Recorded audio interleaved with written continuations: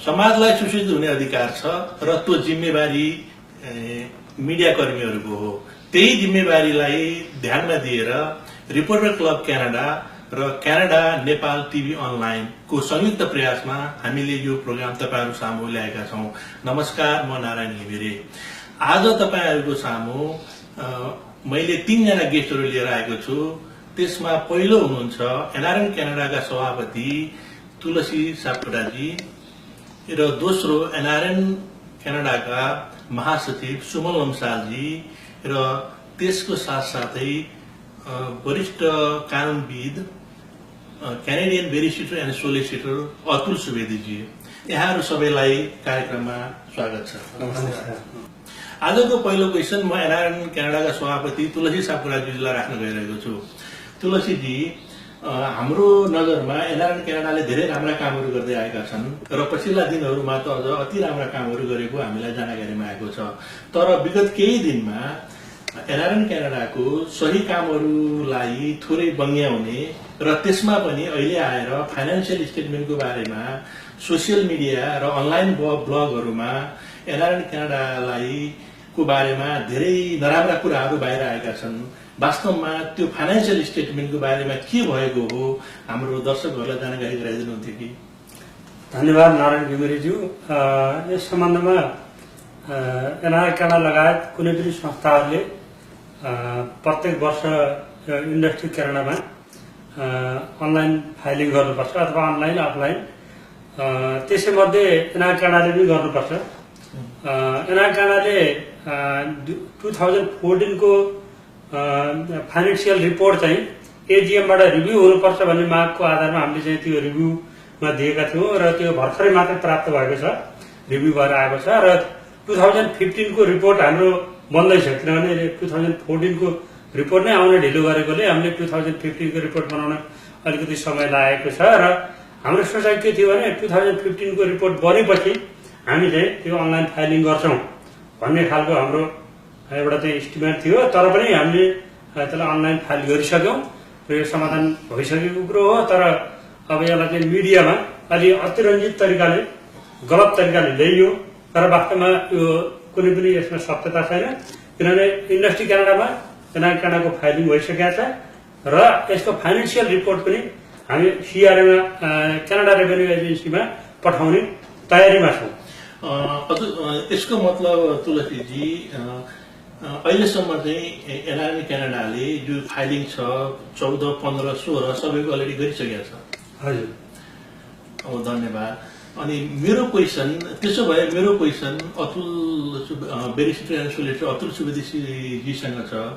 अतुलजी, तपाईले तुलसीजीले भन्नुभएको कुरा सुन्नुभयो, तर तपाईलाई कतिको जानकारी छ गएको हप्तामा, दुई हप्ता बीचमा यहाँका सोसियल मिडियाहरूले के भनेका छन् भने एनआरएन क्यानाडाले आफ्नो फाइनान्शियल फाइलिङ टाइममा नगरेको हुनाले यो टोटल्ली चाहिँ ब्ल्याक लिस्टेड भएको छ र क्यानाडा सरकारले नामै पब्लिस गरेर यिनीहरूलाई चाहिँ ब्ल्याक लिस्टमा राखेको छ भन्ने किसिमका समाचारहरू आयो।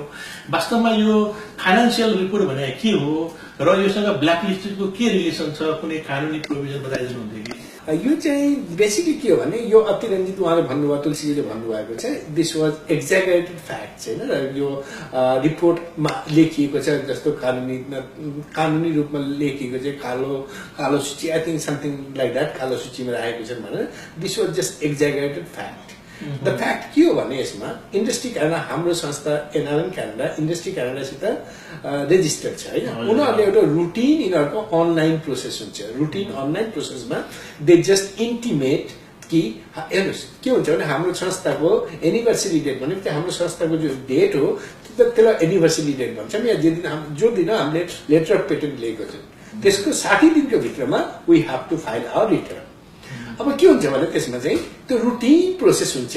इमेल या कम्युनिकेट गर्छन्, जहाँ जो पनि रेजिस्टर्ड पर्सन हुन्छन् उनीहरूलाई इमेल गर्छ कि now you are due for the filing the return, you have to file. त्यति हो, this is just a routine process. यो पनि किनभने हामी चाहिँ नट फर प्रफिट अर्गनाइजेसन भएको हुनाले त्यस कारणले इट इज म्यान्डेटेड कि हामीले फाइल गरौँ भनेर। नफाइल गर्ने भने हाम्रो अप्सन्स के हुन्छ भने यस्तो कोही ब्ल्याक लिस्ट यस्तो केही पनि हुँदैन। डाइरेक्टरको रेस्पोन्सिबिलिटी त हुन्छ, तपाईँले 16 या 19 जनाको डाइरेक्टरको ब्ल्याक लिस्ट भनेको छ, इट्स नथिङ लाइक द्याट।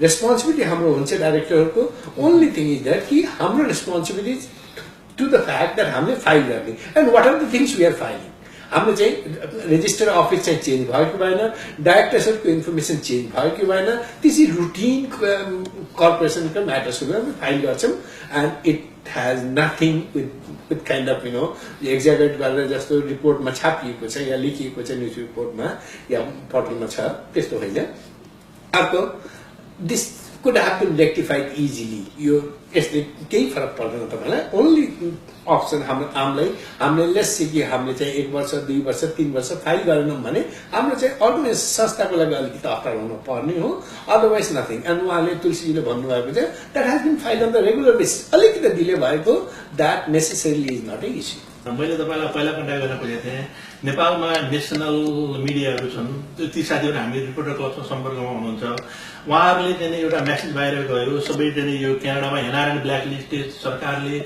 सबै चाहिँ उनको लागि चाहिँ नामै पब्लिस गरेर ब्ल्याक लिस्टेडहरूको चाहिँ गर्यो भन्ने किसिमबाट एकदमै यसलाई चाहिँ बोगस न्युजहरू बनाइयो तर वास्तवमा चाहिँ के त्यो किसिमको चाहिँ के इन्डस्ट्री क्यानाडा यस्तो कुराहरूमा यस्तो ब्ल्याक लिस्टेड गर्ने यस्तो गर्ने भन्ने चाहिँ कुनै प्रोभिजन छ क्यानाडामा दिस इज एथिक्स हामीले न्युज रिपोर्टिङ गर्छौँ या कोही पनि गर्छौँ that has to be some kind of ethics होइन र मैले केही कसैलाई भनेको छु भने if I am going to cast an aspersion to somebody त्यसको लागि मैले भेरिफाई गरेर गर्नुपर्छ कि यो केसमा जहाँसम्म मैले हेरेको छु it was not verified by the reporter concern जसले पनि यो छापिएको छ या छाप्नलाई पठाएको छ या डिसिमिनेट गरेको छ information he has not verified the facts या उसलाई थाहा पनि थिएन कि what are the provisions of the corporation क्यानाडाको यसले चाहिँ केही फरक पर्दैन मैले जस्तो पहिला पनि भने तुलसीले पनि भन्नुभएको छ this is A routine process र के कारणले चाहिँ हाम्रो अबेला भएको उहाँले चाहिँ डिटेलमा भनिदिनु भएको छ एन्ड ओन्ली प्रब्लम हो कि यस्तो मान्छेले नगर्नु नै next time this is just vilifying campaign होइन हाम्रो चाहिँ एउटा संस्था हो एनआरएन भनेपछि एउटा सर्वोच्च संस्था हो स्पेसली हाम्रो नेपालीहरूको लागि and then we don't want to vilify unnecessary issues तपाईँ एनआरएनमै भएका मेम्बरहरू हुनुहुन्छ उहाँले हाम्रो समय टाइम दिनुभएको छ तर उहाँकै अब श्रीमतीहरूले अब मलाई चाहिँ फोन गरेर होइन मेरो श्रीमानले मलाई टाइम पनि दिनुहुन्न केही पनि गर्नुहुन्न तर चाहिँ के हो यो ब्ल्याक लिस्ट भनेको भोलि म त नेपालले फर्किन पर्ने स्थिति हो कि के भएको भनेर उहाँहरू एउटा चाहिँ टेररको वातावरण पैदा भएको छ र त्यति मात्रै नभएर हाम्रो एनआरएनमा अलिकति प्रतिष्ठित साथीहरू लाग्नु भएको छ सारा समय सबै फालेर राख्नु भएको छ अनि उहाँसँग चाहिँ अलिकति चाहिँ नजिकका शुभचिन्तकहरूले होइन एनआरएनले चाहिँ पहिला चाहिँ भूकम्पको बेला पैसा उठाएको थियो तल के भएछ के अरे भनेर यो चाहिँ पैसाको करप्सन र चाहिँ त्यसलाई चाहिँ ब्ल्याकलिस्टसँग जोडिएर यसरी चाहिँ समाजमा यो म्यासेज चाहिँ टेरिफाई भएर गएको छ तर वास्तवमा यसो केही अर्थ छैन सारा बोगस हो होइन भ्रान्ति फैलाएको होइन उहाँले भन्नुभएको छ अनि त्यसको लागि प्रपर तुलसीजीले सायद भन्नुहुन्छ होला होइन प्रपर अडिटर लगाइएको छ एनआरएन क्यानाडाले लगाएको छ र उनीहरूले अडिट गरेर फाइनेन्सियल हामीले पैसा चाहिँ कसैसँग उठाएका छौँ होइन and we have to provide day to day expenses हाम्रो पैसा कहाँ गयो कता हामीले युज गर्यौँ त्यो हामीले प्रोभाइड गर्छौँ but that has nothing to do with this black listing kind of things होइन यो अहिले भनिएको छ कि यो चाहिँ कर्पोरेसनको एउटा नर्मल रिटर्न हो त्यो फाइल गरिएको थिएन कसैले मिस्चिभियस वेमा मिस्चिभियस भनेपछि उसले चाहिँ यो इन्फर्मेसन चाहिँ पास अन गरेको हो अनि अर्को एउटा हजुरसँग अर्को एउटा क्वेसन म सोध्न चाहन्छु यो सबलबाट मैले के चाहिँ हामीलाई लागिरहेछ भने यहाँ चाहिँ इन्टेन्सनली कसैले यदि डिफेमेसन गर्न खोजेको हो भने एउटा कुरो बुझ्न नजानेर हो भने त आफ्नो ठाउँमा छ तर यदि इन्फर्मेसन डिफर्मेसन गरेको छ भने यसलाई लिगल कन्सिक्वेन्सहरू के छ अथवा लिगल स्टेपहरू के छ यसमा केही बताइदिन सक्नुहुन्छ basically we have to give them notice होइन हामीले पहिला नोटिस दिन पर्यो कि and we presume this is a defamation होइन किनभने जो चिज होइन त्यसलाई चाहिँ जस्तो ब्ल्याक लिस्ट भनेर कालो सूचीमा उनीजनाले राखेको छ भने होइन it's nothing kind of that kind of things return चाहिँ अबेला भएको थियो it's just a routine reminder by the corporation Canada त्यसले गर्दाखेरि that seems to be that kind of some kind of intention कि हामीलाई चाहिँ डिफेन्ड गर्न चाहेको भने त्यस्तो भएको छ भने क्यानाडाको ल स्पेसली कानुन डिफर्मेसनको बारेमा धेरै स्ट्रिक्ट छ अनि स्पेसली हाम्रो चाहिँ संस्थाको चाहिँ डिफर्मेसन हुन्छ जस्तो मैले भन्नुभयो 19जना डाइरेक्टर छन् डाइरेक्टरको परिवारहरूले डराएका छन् कि कहीँ नेपालमा डिपोर्ट त गर्दैन किनभने कालो सूचीमा छन् भने that actually creates lot of onus on the person who is giving this kind of wrong information उहाँलाई लायबिलिटी पनि हुन सक्नुहुन्छ and he may be responsible for damages if we sue them मलाई जहाँसम्म लाग्छ यो कन्सिक्वेन्स यति गाह्रो हुन्छ भनेपछि जो साथीहरू यसको पछाडि जसतिरलाई पहाड बनाएर लाग्नु भएको छ तर यो चाहिँ सिरियस इस्यु हो भन्ने कुरा उहाँलाई चाहिँ इनफ मेसेज पुग्छ जस्तो लाग्यो मलाई। र अनि अब म हाम्रो एनआरएनको महासचिव सुमन लम्सालजीलाई सुन्न चाहन्छु। अतुलजीको कुरा सुन्नुभयो तपाईँले, अनि हाम्रो सभापतिजीले पनि केही कुरा राख्नुभयो। त्यसमा तपाईँ त महासचिवको हिसाबबाट तपाईँ एनआरएनको चाहिँ यो जुन डिफामेसनहरू भइरहेछ, एनआरएनलाई जुनलाई तिनलाई पहाड बनाएर चाहिँ गर्ने भइरहेछ, यसमा कारवाही अथवाको बारेमा तपाईँहरूको चाहिँ के धारणा छ? यसमा त मैले हाम्रो अतुलजीसँग थोरै कुरा जोड्न चाहेँ। यहाँ जति पनि नेपाली हामी कम्युनिटीमा छौँ, हामी एउटै फ्यामिली हो। अब हाम्रो रिलेसन भनेको विदिन द कम्युनिटी मेम्बर कस्तो हुँदैन भने इम्प्लोयर र इम्प्लोयको जस्तो हुँदैन। जस्तै इम्प्लोयले काम गरेर राम्रो, इम्प्लोयरले tomorrow that you can issue a letter that you have to go, त्यस्तो हुँदैन। किनकि यहाँ त के हो भने फ्यामिलीको कुनै एउटा सदस्यले गलत बाटोमा लाग्यो, उसले केही नराम्रो काम गर्यो भने उसलाई हामीले चाहिँ सुध्रिने मौका दिनुपर्छ। र जति पनि अहिले जुन मिडियामा अतिरञ्जित रूपमा साथीहरूले जुन कुरा लेख्नुभयो त्यो चाहिँ संस्थागत रूपमा र मेरो व्यक्तिगत रूपमा नराम्रो कुरा गर्नुभएको उहाँले। र मलाई के लाग्छ भने उहाँले समयमै बुझ्नुहुन्छ र एनआरएन क्यानाडाले चाहिँ व्यक्तिगत रूपमा उहाँलाई सु गर्ने अथवा कुनै लिगल इस्युज लिने भन्ने हामीले अहिले इमेजिन पनि गरेको छैनौँ। र हामीले के मात्रै गरेको भने सक्छौँ कम्युनिटीलाई राम्रो काम गरौँ, सक्दैनौँ भने पनि कमसेकम नराम्रो चाहिँ नगरौँ। किनकि एउटा सबैले पोजिटिभ हिसाबले हेरिदियो भने एनआरएन क्यानाडा भनेको सबै नेपालीहरूको साझा सङ्गठन हो र यसलाई कसरी हुन्छ आफूले आफ्नो ठाउँबाट कसरी सकिन्छ थोरै भए पनि मैले चाहिँ यहाँनिर हेल्प गर्न सक्छु भनेर कम्युनिटीलाई राम्रो बनाउने अथवा अर्गनाइजेसनलाई राम्रो बनाउने कुरा हो। त्यसमा उनीहरूले यसलाई यो हिसाबले कारवाही गर्ने अथवा कुनै कम्युनिटीको एउटा मेम्बरलाई चाहिँ हामीले बाइपास गरेर उहाँलाई आइसोलेट गराउने एक्लै आउने भन्ने होइन। र मेरो अनुरोध चाहिँ के छ भने यो सबैको साझा संस्था हो र हो कुनै कारणले मिसअन्डरस्ट्यान्डिङ भएर उहाँहरूले कुनै समाचार सम्प्रेषण गर्नुभयो, तर त्यो कुरा उहाँले रिलाइज गर्नुहुनेछ र हामी एउटै फ्यामिली मेम्बर हो र एनआरएन क्यान्डलाई कसरी अगाडि लानुपर्छ भन्ने कुरामा चाहिँ सबैको सहयोग चाहिन्छ भन्ने खबरदारी गर्नुपर्छ। कम्युनिटीमा खबरदारी गर्ने भएन भने कहिले कहिले के हुन्छ भने मेन स्ट्रिममा जुन एउटा मान्छेहरू हिँडिरहेको हुन्छ त्यो मेन स्ट्रिमले गर्ने काम चाहिँ कहिले कहिले गलत बाटोमा जान सक्छ। खबरदारी गर्ने पक्ष चाहिन्छ सोसाइटीमा। रिपोर्टरहरूको, न्युज कर्मीहरूको, मिडिया कर्मीका साथीहरूलाई मैले त्यो मामलामा चाहिँ विशेष धन्यवाद दिन चाहन्छु। तपाईँहरूको काम भनेको पनि खबरदारी गर्ने हो, तर के हो भने त्यो खबरदारी पनि चाहिँ एउटा कन्स्ट्रक्टिभ रूपमा चाहिँ हुनुपर्छ। कमसेकम पोजिटिभिटी क्रिएट गरिदिनु पर्यो। धन्यवाद सुमनजी। अनि सभापति तुलसी सापकोटाज्यू, तपाईँले हाम्रो कुराकानी सुनिरहनु भएको छ। तपाईँलाई थाहा छ तपाईँकै मेम्बरका साथीहरू उहाँहरू पनि अलिकति चाहिँ केही काम नगर्दा अलिकति पेनिकहरूको इन्भाइरोमेन्ट देखिएको छ। हामीले मात्रै र हाम्रो क्यानाडा नेपाल टिभी अनलाइनमा र रिपोर्टर क्लबमा मात्रै यसको बारेमा तपाईँहरूको शुभचिन्तकहरूको 300 भन्दा बढी चाहिँ हामीले इन्क्वायरीहरू चाहिँ भेटिरहेको छौँ संसारभरिबाट साथीहरूबाट, र सारा साथीहरू चाहिँ पेनिक छन्। यसको बारेमा तपाईँ चाहिँ केही अपिल गर्न चाहनुहुन्छ तपाईँको एनआरएनका मेम्बरहरूलाई? सर्वप्रथम म यो यस्तो एउटा र्युमर, एउटा समाजमा फैलिएको एउटा नकारात्मक एउटा वातावरणलाई चाहिँ चिर्नको लागि रिपोर्टर्स क्लब अफ क्यानाडा र क्यानाडा नेपाल टिभी अनलाइनले जुन प्रयत्न गर्नुभयो त्यसको लागि म सर्वप्रथम धन्यवाद दिन चाहन्छु। र म के भन्न चाहन्छु भने अब यो एनआरएन क्यानाडा भनेको एउटा ग्लोबल अर्गनाइजेसनको एउटा क्यानाडा युनिट हो र यसले क्यानाडामा भएका सबै नेपालीहरूलाई यसले प्रतिनिधित्व गर्छ। र त्यस कारण चाहिँ एनआरएन क्यानाडाको छवि बिग्रनु अथवा एनआरएन क्यानाडा सक्षम नहुनु अथवा एनआरएन क्यानाडामा कुनै पनि प्रब्लम हुनु भनेको क्यानाडामा बस्ने नेपालीको इज्जतसँग पनि यो गाँसिएको कुरा हो। र आजै बिहान मैले नेपालबाटै मैले चाहिँ एउटा चाहिँ फोन पाएँ। उहाँले के भन्नु भने क्यानाडामा त्यस्ता मान्छेहरू छन् र भन्दा मलाई कति दुःख लाग्यो।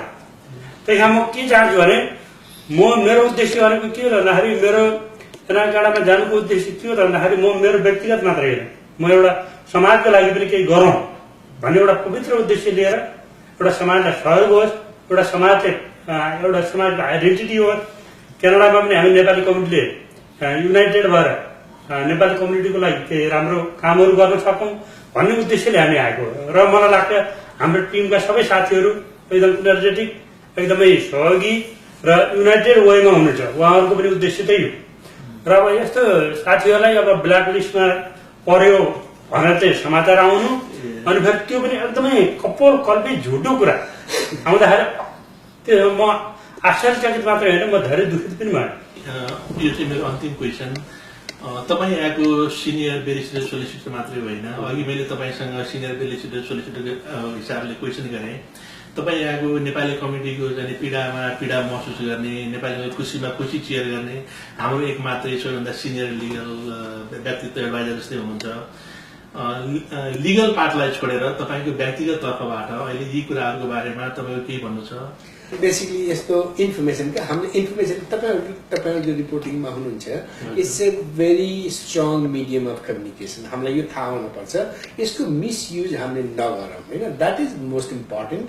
कोही इन्फर्मेसन चाहिँ हामीले डिसिमिनेट गर्दैछौँ भने we have to verify the veracity of the information. हामीले चाहिँ त्यसको इन्फर्मेसन हुनसक्छ कि तुलसीले भन्नुभयो होइन, हुनसक्छ कि maybe no he didn't had the proper information, जसले पनि यो इन्फर्मेसन सेयर गरेको छ। He has to verify the things. At least phone कलमा म छु या तुलसीजी हुनुहुन्छ या उहाँ हुनुहुन्छ होइन, उहाँको इन्फर्मेसन चाहिँ लिन सकिन्छ। त्यसले गर्दाखेरि नेक्स्ट टाइम हामीले यस्तो नगरौँ।